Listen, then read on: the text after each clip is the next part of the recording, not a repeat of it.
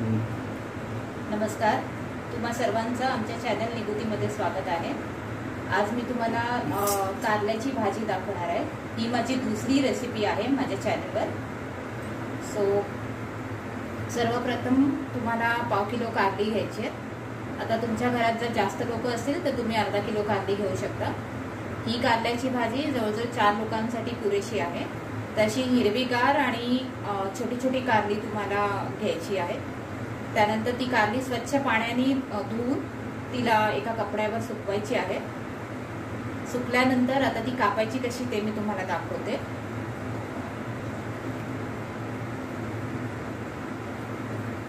पहिले ह्याचे दोन्ही बाजू हे कोपरे उडवून टाकायचे। त्यानंतर मधून हे असं सेपरेट करायचं। ह्याच्यामध्ये ह्या बिया असतात। जर ह्या बिया कोवळ्या आहेत तर तुम्ही ह्या घेऊ शकता। ह्याच्या सकट तुम्ही कारलं कापू शकता। जर त्या बिया जाड असतील, मोठ्या असतील, कडक असतील तर त्या तुम्ही काढून मग कारलं कापू शकता। आता ह्या बिया एकदम कोवळ्या असल्यामुळे मी ह्याच्या सकट कारलं कापत आहे। अशी पातळ पातळ तुम्हाला कारली कापून घ्यायची आहे, जेणेकरून तुमची भाजी एकदम खुसखुशीत होईल आणि त्याची चवही चांगली लागेल।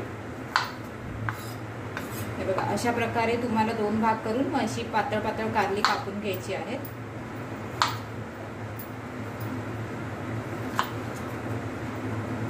हे बघा, सगळ्याच बिया कोवळ्या असल्यामुळे मी बियांसकट कारली कापत आहे।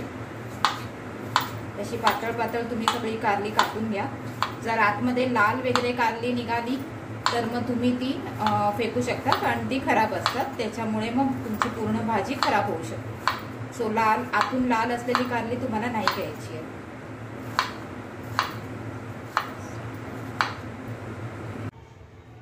तर आता इथे तुम्ही बघू शकता ही सगळी कारली मी कापून घेतलेली आहे।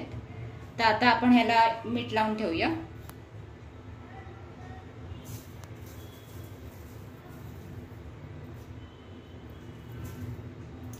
जेवढं मीठ तुम्हाला भाजीसाठी लागतं तेवढं मीठ ह्याच्यात टाकायचं आहे आणि मग ही कारली अशी व्यवस्थित त्याच्यात कालवून घ्यायची आहे।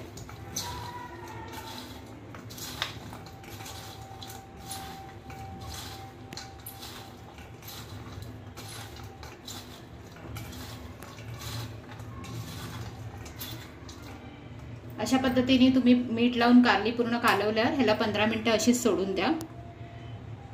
त्याचबरोबर आता मी तुम्हाला इन्ग्रेडियंट्स दाखवणार आहे, या भाजीला लागणार आहे। तोपर्यंत आपण इन्ग्रेडियंट्स कापून घेऊया। तर आता आपण इथे 15 मिनिटं कारली मीठ लावून ठेवलेली। तर आपण आता हिला चुरून घेऊया। ह्याला व्यवस्थित मीठ लागलेलं आहे। तर कारली अशी हाताने चुरून घ्यायची आहे, जेणेकरून त्यातला कडू पाणी जरा सुटेल।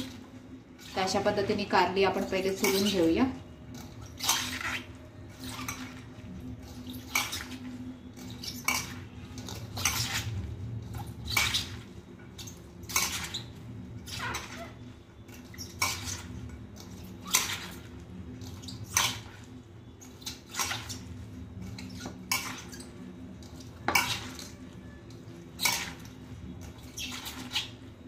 तुम्ही इथे बघू शकता कारली चुरत असताना ह्यातलं पाणी पडतंय। तर हे अशा पद्धतीने ह्यातला कडू रस निघतो सगळा। तर 2 मिनिटं जरा अशी कारली हाताने चुरून घ्या। आता आपली कारली चुरून झालेली आहे। तर मी तुम्हाला साहित्य दाखवते भाजीसाठी काय काय लागेल ते। तर सर्वात प्रथम मी इथे एक मोठा कांदा बारीक चिरून घेतलेला आहे। 4-5 हिरव्या मिरच्या मी उभ्या चिरून घेतलेल्या आहेत। त्याचबरोबर भाजी झाल्यावर वरून घालायला मी ते शेंगदाण्याचा कूट घेतलेला आहे। आपल्याला फोडणीसाठी लागणार आहे राई, जिरं, हिंग, हळद, थोडंसं लाल तिखट। हा लाल मालवणी मसाला आहे, तर तो आपल्याला लागणार आहे। चला तर मग आता आपण भाजी बनवायला घेऊया। आता आपण पॅन मध्ये तेल घेतलेलं 2 चमचे। तर ते आता तेल गरम झालेलं आहे। आपण आता भाजी फोडणीला टाकूया। त्यासाठी सर्वात पहिले मी अर्धा चमचा राई टाकते, अर्धा चमचा जिरं टाकते, थोडंसं पाव चमचा मी हिंग घेतलेलं आहे। आता त्यात आपण हिरव्या मिरच्या टाकूया।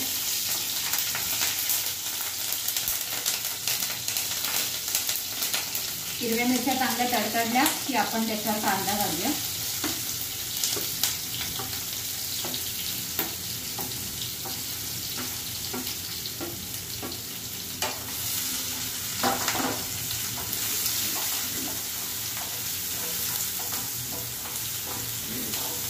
कांदा लाल होईपर्यंत आपल्याला चांगला परतून घ्यायचा आहे. आता तुम्ही इथे बघू शकता की कांदा चांगला लाल झालेला आहे. तर आपण आता ह्याच्यात हळद घालूया. 1 चमचाभर हळद घेतलेली मी. त्याचबरोबर थोडं धणे जिरा पावडर मी घालते. थोडासा पाव चमचा गरम मसाला.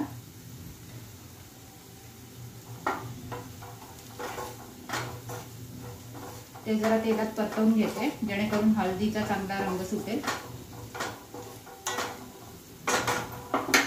आता मी त्यात घालते 1 चमचा मालवणी तिखट मसाला.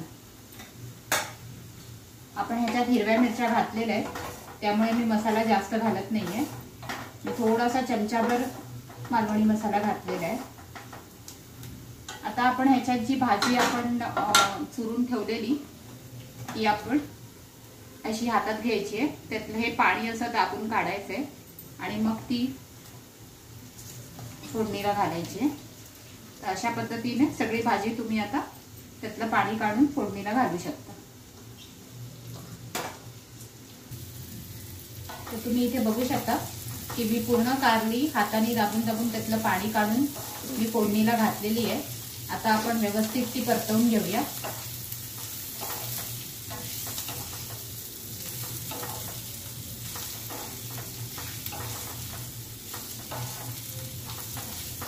त्याचबरोबर आपण त्यात थोडासा गूळ घालणार आहोत. मी गुळाची पावडर वापरते. तुमच्याकडे अख्खा गूळ असेल तरी पण तो तुम्ही थोडासा बारीक करून तुम्ही घालू शकता. ह्याच्यात आपल्याला मीठ घालायचं नाहीये कारण आपण मगाशी मीठ लावून ठेवलेलं भाजीला. तर त्यामुळे पुन्हा आता मीठ घालायची गरज नाहीये.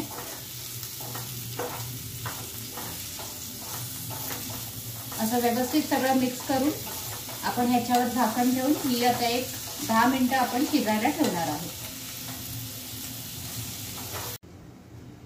आता 10 मिनिटं झालेली आहेत. आपण झाकण ठेवून भाजी शिजायला ठेवली. तर आता आपण बघूया आपली भाजी शिजली असेल.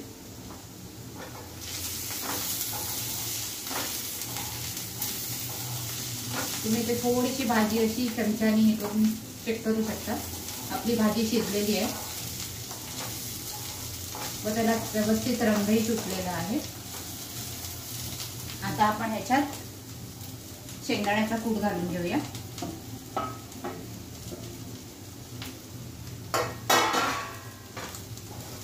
शेंगदाण्याचा कूटही आपल्याला व्यवस्थित ह्या भाजीमध्ये मिक्स करून घ्यायचा आहे.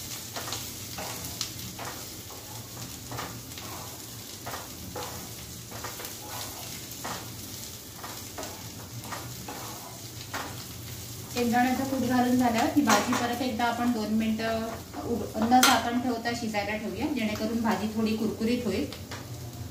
कुरकुरीत झाल्याने ही भाजी अजून जास्त टेस्टी लागते. तर आपण न झाकण ठेवता ही भाजी 2 मिनिटं शिजायला ठेवूया. चला तर मग आता 2 मिनिटं झालेली आहेत. आपली भाजी चांगली छान शिजलेली आहे आणि त्याला मस्त असा शेंगदाण्याचा पण सुगंध येतोय. तर आपण आता गॅस बंद करून ही भाजी काढून घेऊया. तर अशा पद्धतीने तुम्ही इथे बघू शकता आपली कारल्याची भाजी तयार आहे. ही तुम्ही चपाती भाकरी किंवा वरण भाताबरोबर सुद्धा खाऊ शकता. ही खूप छान लागते. तुम्हाला जर माझं कारल्याची भाजी रेसिपी नक्की आवडली असेल तर प्लीज माझ्या व्हिडिओला लाईक शेअर आणि सबस्क्राईब करा. आणि अशाच नवीन नवीन रेसिपीज बरोबर मी अजून माझे व्हिडिओज अपलोड करत राहीन. तुमचे सुद्धा काही कमेंट्स असतील किंवा तुम्हालाही एखादी रेसिपी जर बघायची असेल तर प्लीज मला कमेंट बॉक्समध्ये नक्की कमेंट करा. थँक्यू.